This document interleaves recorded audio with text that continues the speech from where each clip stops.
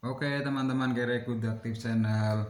Magicom tidak panas itu ada dua penyebab. Nah, penyebab yang pertama itu kalian itu harus tahu tidak panasnya itu untuk memasak dan menghangatkan atau cuma menghangatkan saja. Kalau kedua-duanya tidak bisa panas, nah kemungkinan yang sering terjadi adalah ini, kabel yang terputus. Ini biasanya di bagian sini karena teman-teman itu cabut pasang setiap hari ataupun di sebelah sini. Nah, teman-teman ganti saja dengan yang baru. Tapi ada kemungkinan lain selain kabel ini yang terputus, adalah termofuse yang mati. Kenapa termofuse ini bisa mati? Ini bisa mati ini karena apa? Misalkan di sini tertulis ini untuk Magicom Miyako itu biasanya menggunakan termofuse ukuran 10 ampere 250 volt dan suhunya 150 derajat Celcius. Misalkan Magicom ini suhunya melebihi 150 derajat Celcius, otomatis ini termofuse-nya ini akan mati atau memutuskan arus. Nah, kenapa ini perlu kita ganti? Nah, kalau teman-teman mau melangsungkan tanpa sikring juga bisa. Oke, kita bongkar saja ini. Untuk membongkar ini, teman-teman ini lepas kedua bautnya ini, yang bagian bawah sini dan samping sini. Kalau ada dua baut ya, yang ada gambar groundnya jangan dilepas, yang dilepas yang tidak ada gambar groundnya. Dan untuk teman-teman yang baru menemukan channel saya ini berisi seputar tips, trik, perawatan, perbaikan alat-alat rumah tangga. Nah, setelah ini kedua bautnya kita lepas, teman-teman itu congkel ini menggunakan obeng ataupun pisau. Mencongkelnya di bagian ini, di bagian bawah kabel ini. Nah, congkel aja seperti ini. Nah, setelah itu ini dilepas. Nah, bagian termofuse-nya ini mati, kita ganti saja dengan yang baru. Untuk melepasnya hati-hati, jangan langsung diputar gini. Kenapa? Biasanya ini kencang, nanti kalau teman-teman langsung lepas begini, nanti malah ini bagian heaternya ini, heater memasaknya ini keramiknya bisa pecah, malah nanti rusak. Nah, biar aman, teman-teman itu jepit di sini menggunakan tang seperti ini, dan baru ini ditahan, ini dilepas. Kalau tidak dijepit nanti dia akan terpuntir. Nah, akhirnya apa? Nanti malah yang mati heater pemasaknya itu. Nah, setelah ini dilepas, teman-teman ganti ini, ganti termofuse atau sikringnya ini. Nah, teman-teman lepas ini. Kalau dia ini susah dilepas, teman-teman bakar dulu menggunakan korek api. Nah, ini nanti ini akan kita pakai lagi.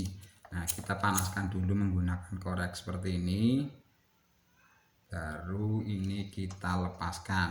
Nah, biasanya kan kaku, kalau dipanaskan ini dia jadi lentur lagi. Nah, yang kita ganti ini termofuse atau sikringnya ini. Untuk menggantinya ini cukup murah ini harganya, tidak sampai 5.000, ini 3.000 rupiah kalau di toko. Kalau di toko online ini sangat murah sekali. Nah, tapi kalau teman-teman belum membeli sikringnya ini, teman-teman silakan langsungkan dengan cara seperti ini, menggunakan kabel serabut ini. Jangan terlalu banyak, cukup 2 atau 3 ini, 3 helai kabel ini.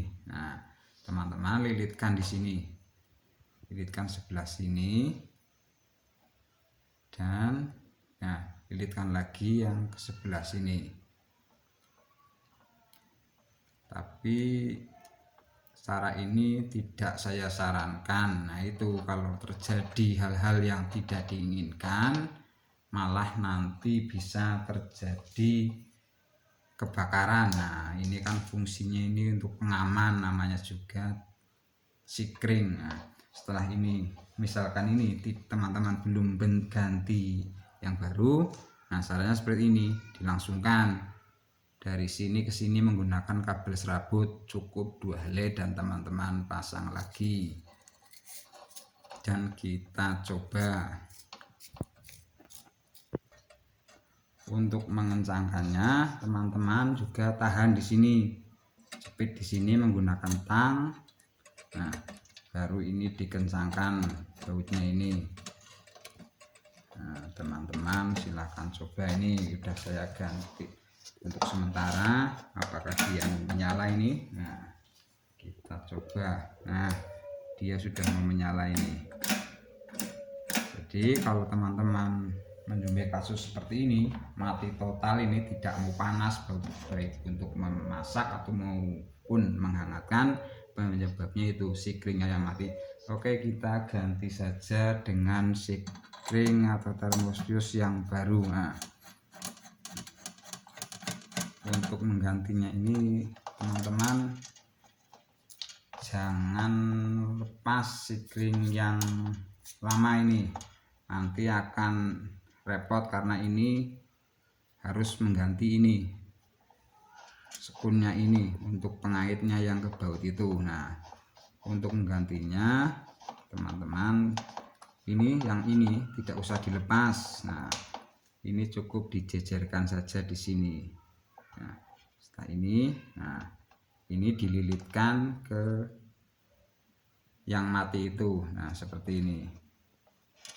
Karena apa, nanti kalau teman-teman lepas ini malah nanti jadi ribet. Nah, itu seperti ini. Yang baru itu dililitkan ke yang mati itu. Nah, seperti ini, dililitkan.